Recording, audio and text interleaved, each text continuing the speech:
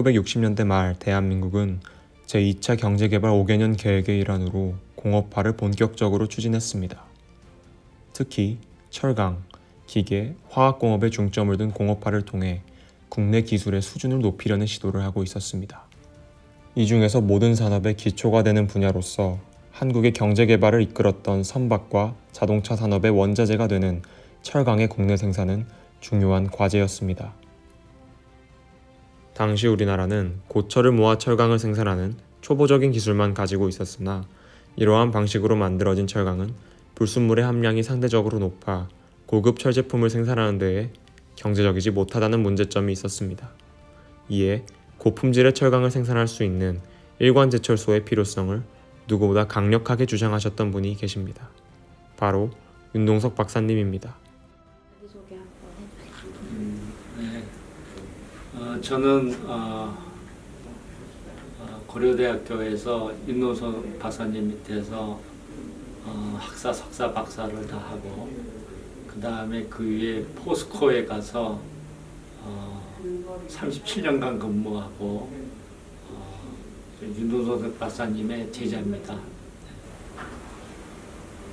그 철강을 만든다면은 그 고철을 이용해서 녹여서 만드는 방법인데, 그건 이제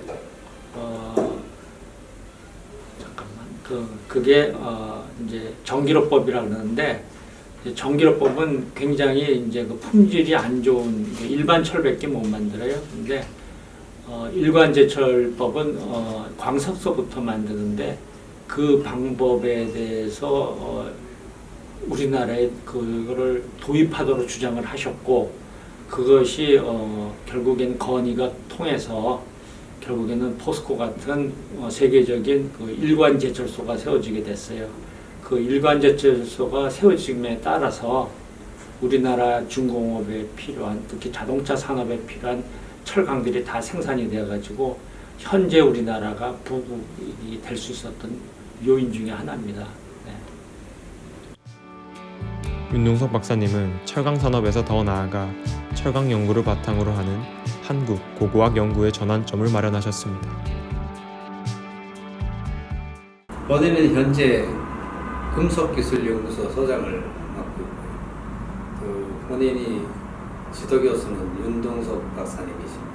제가 주로 맡은 특수강 연구도 했지만 윤동석 박사님이 특별한 지시 혹은 돌아가시기 전에 유언을 이거해서 철의 역사를 정립하라는 지시를 받고 그때부터 지금까지 한 30여 년 동안 철의 역사를 연구를 하고 있습니다. 그 철의 역사를 그냥 기술사적으로만 연구하는 것이 아니고 서울대 고고학과 우리나라 각계의 고고학자들, 역사학자들과 같이 융합 연구를 해서 고고학적으로나 기술사적으로나 공통 분모에 기초한 확실한 증거를 기초로 해서 과학적인 방법으로 기술사를 연구하고 있습니다. 윤동석 박사님과 함께 했던 연구는 우리나라의 철강을 만드는 제법, 현대식 제법을 어떻게 효과적으로 만들 수 있느냐, 원가를 낮게 경쟁력 있게 만들 수 있느냐, 이걸 처음으로 연구를 하기 시작했습니다. 그래서 거기에 맞는 대학생들이 연구하기 좋도록, 공부하기 좋도록 교과서도 만들고 이렇게 참여를 했습니다. 그 다음에는 이제 이분이 연세가 많으셔서 우리나라 철의 역사를 정립하고 싶다고 하셔서 같이 이 철의 역사를 공부하기 시작합니다. 철의 역사의 공부는 유적지에서 발굴된 철을 분석해서 그것이 어떠한 과학적인 근거가 있는지, 어떤 현대 물리학적으로나 고대 물리학적으로 어떠한 현상이 나타나는지를 연구해서 그 고대의 제철 기법을, 다시 말해서 기술을 확인하는 그런 작업입니다. 이런 연구는 오늘날까지도 계속되고 있습니다. 그 다음에 다른 하나는 우리나라의 그 철강을 연구하시다 보니까 전부 뭐 중국에서 왔다, 일본에서 왔다, 이런 원류설에 대해서 얘기가 많았었는데 윤 박사님이 그 부분에 대해서 좀 생각을 많이 하시고 우리나라에 철강이 많기 때문에 그거를 고고학을 연구하게 됐어요. 그래서 그때까지 고고학은 철기가 이렇게 칼이나 이런 것들이 나오면 그런 것들을 전부 이제 부장품으로 분석을 해서 그냥 뭐 누구 왕이 뭐 가진 철이다 이 정도로 해석을 했는데 윤 박사님은 그걸 이제 과학적으로 연구를 하셔가지고 그 철이 우리나라 어디서 발생하고 어떻게 해서 만들어진 철이라는 걸 다 밝히셔가지고 우리나라가 특히 가야 시대에 굉장한 우리나라가 철기 국가였다는 걸 증명을 하셨어요. 그래서 그런 부분에서 다방면에서 연구를 많이 하셨습니다. 선생님이 고고학에 대해서 관심을 가지게 된 거는 가야 시대에 벌써 철이 많이 나왔답니다. 우리나라 그런 역사의 책이 있다고. 가라 시대 진주, 남쪽에 진주 마산 그쪽이거든요. 그래서 그쪽으로 늘 가셔가지고 가야 시대에 철 나온 책을 늘 발굴하시고 보시고 그때는 일본 외국이죠. 일본도 그런 게 없고 중국도 없을 때 우리나라는 가야 시대에 벌써 철이 나왔다고 아주 증명을 하셨습니다. 신경환 박사님은 윤동석 박사님과 함께 한강 유역의 초기 철기 유물에 대한 금속학적 해석, 중국 봉건 사회 초기 철강 야량 기술 발전 등 다양한 연구를 통하여 우리나라의 철강 역사를 증명하는 데 큰 기여를 하셨습니다. 이뿐만이 아니라 원자력청의 설립에도 크게 기여하셨습니다. 세 번째는 우리나라가 에너지가 굉장히 부족한 나라이기 때문에 이 에너지를 충당하지 원자력이 가장 유효하다 해서 미국과 소련에 가서 원자력 기술을 습득해 와서 우리나라 원자력청을 만들고 청장이 돼 있어서 운영을 하시는 분입니다. 원자력 발전은 여러분들이 잘 아시다시피 이 원자 폭탄을 이식하게 되는데요. 원자 폭탄은 이 원자로가 핵 분열 반응이 있습니다. 핵 분열 때 갑자기 분열이 일어나면 폭탄이 되고요. 서서히 일어나게 하면은 그게 원자력 발전이 됩니다. 그 서서히 일어나게 하는 것은 이제 감속제를 하는데 그 감속하는 기술을 배워서 이제 한국에 이제 정착하기 시작합니다. 한국의 공업 발전의 토대를 마련하신 윤동석 박사님. 박사님은 과연 어떤 분이셨을까요?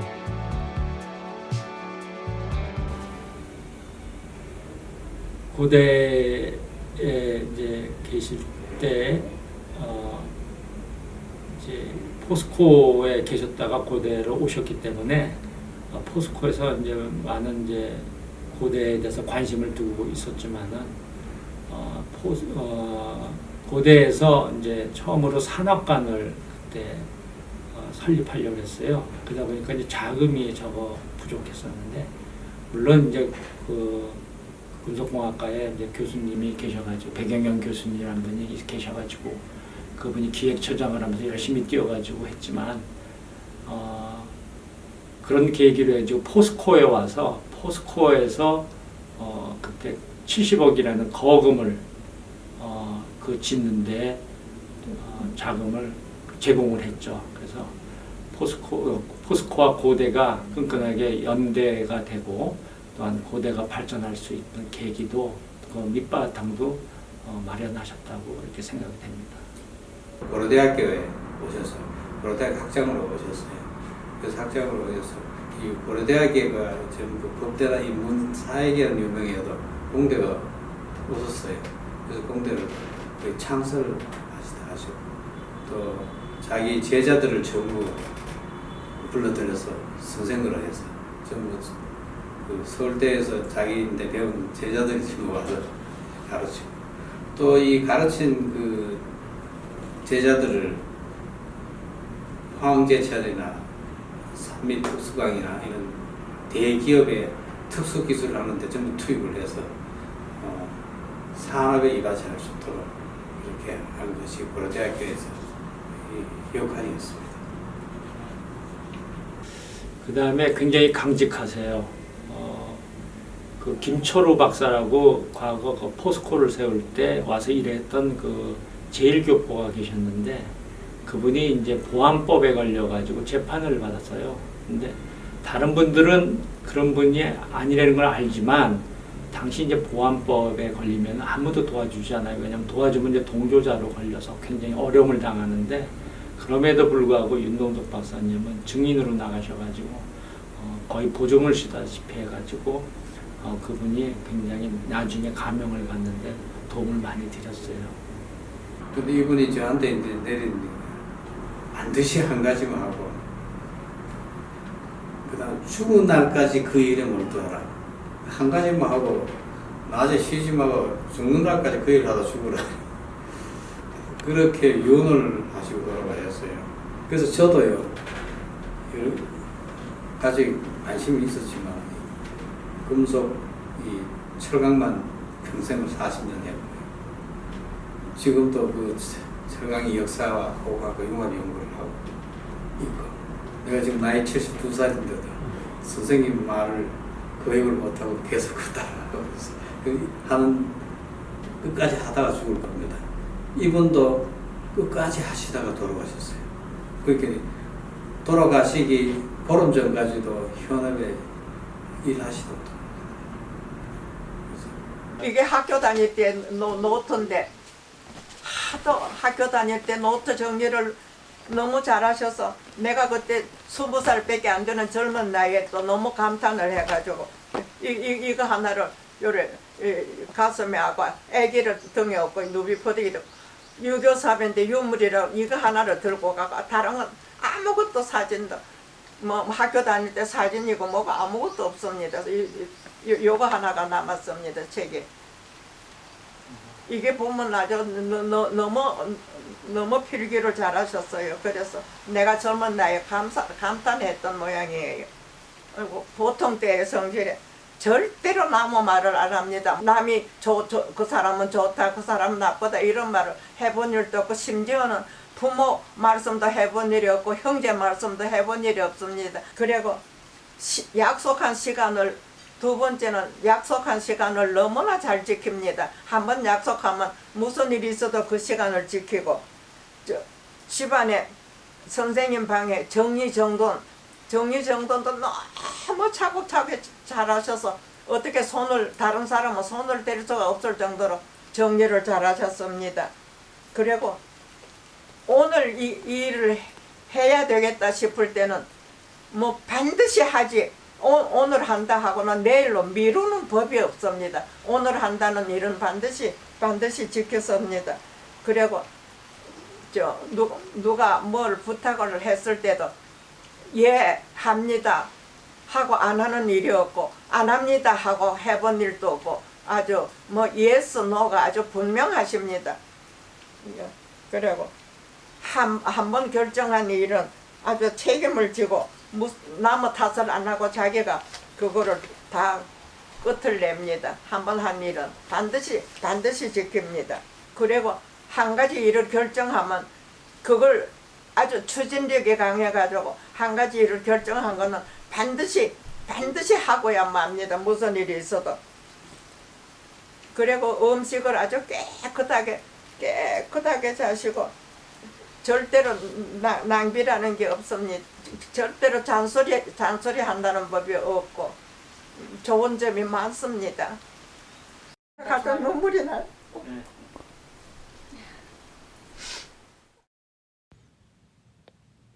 윤동석 박사님과 같이 대한민국의 산업을 위해 몸바쳐 일했던 분이 계셨기 때문에 현재 대한민국은 전 세계에 자동차, 선박, 전자기기를 수출하는 세계 GDP 12위 규모의 경제대국으로 성장할 수 있었습니다. 그분의 학문적 정신을 이어받아 고려대학교 공과대학에서도 이와 같은 영웅이 또 나오기를 기대합니다.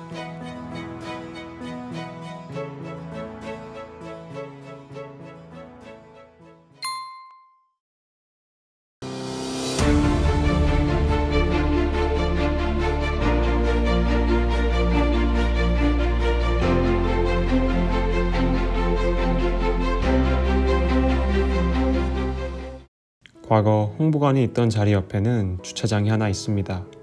주차장 안쪽으로 들어가면 고려대 학생들의 창의적이고 혁신적인 연구활동을 지원하는 시설이 자리 잡아 있습니다.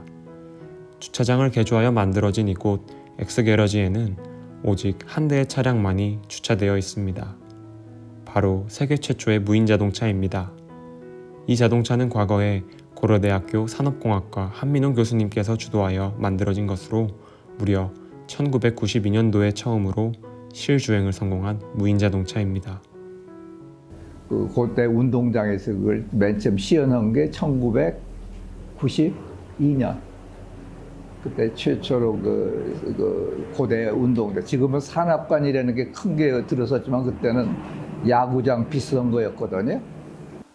그리고 나서 이제 그 실질적인 그 데뷔를 한 것은 1993년도에 엑스포라는 대전 엑스포가 있었는데 거기에 100일간, 그러니까 3개월 10일인가 100일간 거기다 설치를 해가지고 그 엑스포 내를 전부 돌아다녔죠. 그리고 이제 고등학생 또는 그 초등학생이라든지 이런 그 새로운 그 학생들, 뭘 알고 싶어하는 학생들한테 태우고 보여주고 뭐 이런 그 사업을 한 게 아마 시초였을 거예요.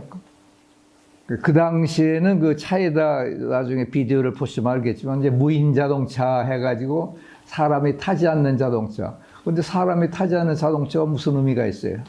근데 사실은 군사 그 탱크를 생각했던 거죠. 사람이 타지 않고 전쟁을 할 수 있다.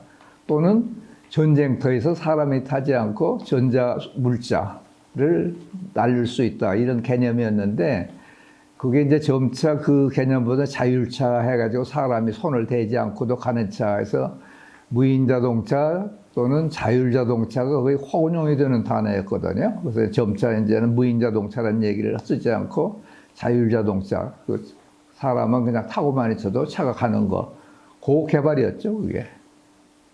그 개발을 한다는데 저희들은 조금 과감했던 게 경부고속도로를 달릴 수가 있었거든요. 지금들 뭐 달린다고 하지만 사실 1995년 비디오가 있어요. KBS 비디오를 혹시 보셨는지 몰라도 9시 뉴스에 나온 그 내용입니다. 100km 달리고 우천시에 그냥 그 안개 또는 그 연무라고 하죠. 그 비가 올 때 그 차가 가면 날리는 그 안개 비슷한 거. 이런 거 정도를 이미 그때 다 했죠. 했고, 그 자랑스럽게 생각은 했지만 별로 그 일반들은 뭐 거기 무인 자동차나 자율 자동차의 개념이 뭔지를 몰랐을 때니까 경찰도 몰랐고, 그러니까 마음대로 휘젓고 다녔던 거죠. 뭐. 무인 자동차 개발에는 총 5단계가 있습니다. 1단계는 속도와 제동에만 해당하고 두 번째는 속도와 방향을 스스로 컨트롤하는 수준이며 세 번째는 교통 흐름과 신호까지 고려합니다.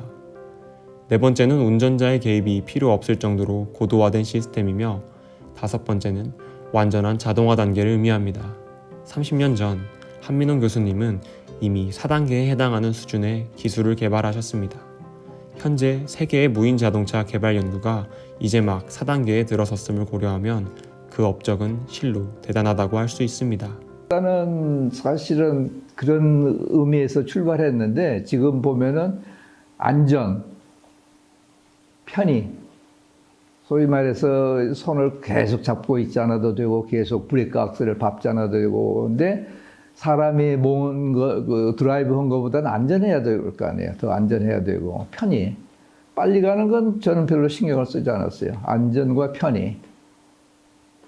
그런 이유인데 사람 지금 그 조금 뭐 얘기가 비약할런지 몰라도 그렇게 출발했는데 그걸 너무 그냥 매스컴에서 과대 뭐 포장을 해가지고 완전히 뭐 사람을 잠을 자도 된다 뭐 이렇게 이런 얘기를 자꾸 해가지고 그 무인차 개념으로 자꾸 이끌어 왔거든요. 근데 저희들은 이미 그 초기에 그 당시에 1993년도에 이미 사실은 레벨 3 내지 3 정도는 이미 그 달성을 해버렸던 거거든요. 그래서 저희들이 현재 제가 하고 있는 건 레벨 5입니다. 레벨 5가 뭐냐? 진짜 사람이 완전히 타지 않고 저 혼자 갈 수 있는 건데 사람 그 100km 이렇게 가지는 못하고 단지 그 캐치가 하나 있어요. 뭐가 있냐면은 저속에서 40km 이내에서 사람이 개입하지 않고도 혼자 갈 수 있는 거. 일단은 서포팅, 보조 기능으로 했을 때는 큰 문제가 없어요. 그리고 지금이라도 그게 상용화가 가능하기 때문에 그렇게 가야 되는 거고, 진짜 뭔가 무인화로 한다면 아까 말씀드린 대로 산업적인 효과가 있는 거, 예를 들어서 물건을 A에서 B까지 옮긴다든지 요사이 그 배달 민족 해가지고 많이 배달 이 오토바이도 있고 그러잖아요. 그걸 대체 활용할 수가 있는데 이미 미국 같은 데 상당히 많이 진전이 돼 있어요. 그 다음에 그 소포 같은 거 전달하는 거, 이게 다 가능하거든요. 그런 어떤 그 실질적인, 거기는 사고가 난다고 해도 인명의 그 손상은 없죠. 그리고 일단 저속이고, 그러나 완벽해야 되죠. 그런 쪽으로 조금 방향을 바꿔서 이게 우리가 연구를 하면은 남보다 앞서갈 텐데, 똑같이 그냥 모두 자율주행이다니까 다 가는 것은 뭐 연구소적인 입장에서는 뭐 할 수도 있지만은 산업적인 효과, 어떤 그 성과로 봤을 때는 조금 먼 길이 아니겠나, 이런 그 생각을 조금 하고 있죠. 다시 요약한다면은 실질적인 사람이 개입이 되지 않고 산업적인 효과를 발생시킬 수 있는, 소위 말해서 그 배송, 택배, 이런 점. 또 그 외에도 엄청나게 좋은 그 분야가 있는데 그 말씀드리기는 좀 어렵고, 그런 정도로서는 지금 굉장히 그 유망한 분야입니다.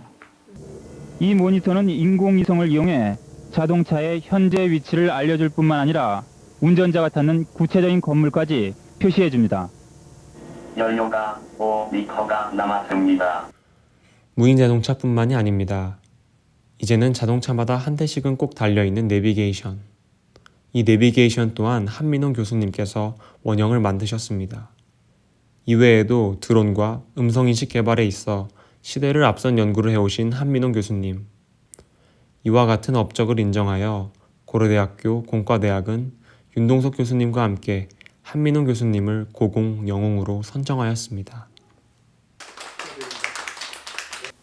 시대를 정말로 앞서가신 분이세요. 그러니까 92년, 93년에 그 경부고속도로를 100km로 달리는 자동차는 세상에 없었거든요. 93년, 4년에 서울 같은 메트로폴리탄 시티의 도심을 자율주행으로 정속으로 60km 존에서는 60km로 달리고 하는 자동차를 만든 사람은 세상에 지금도 없습니다. 지금까지도 없습니다. 그래서 시대를 앞서간 영웅이시거든요. 시대를 앞서간 사람들은 참 불운하다. 지금 태어나셨으면 어떠셨을까라고 우리가 상상을 하지만 지금 태어나셔도 역시 조용히 공부를 하셨을 것 같아요. 고공영웅에 추천하겠다 그럴 때 고사를 하시잖아요. 부족한 게 많은 사람이다라는 게 그 말씀이셨거든요. 그러니까 자신을 내세우질 않습니다. 그러면 그 공중전화에서 전화를 거는 그 BP 시대에 이런 자동차를 만드신 거예요. 그리고 그때 움직이셨던 자동차 동영상이 많이 있는데 지금도 세계 어디서도 못하는 겁니다. 운전석은 비어있고 뒷좌석에 앉아계시고 자동차 혼자 가는 거죠. 92, 3년도에 그 대전 엑스포, 그때가 92인지 3년인지 모르겠습니다. 저도 나중에 공부해서 한 건데 대전 엑스포 때 이제 시연을 하셨고요. 그 당시에 한국에서는 저런 거 해서 뭐해 할 때 벤즈 이런 데서는 컨택을 하셨었습니다. 그 공동 연구의 기회를 애국심으로 구사하셨다라는 일화가 있습니다. 내가 다른 나라 도와주면 뭐하나 뭐 이런 게 있으셨고요. 저는 이 고대의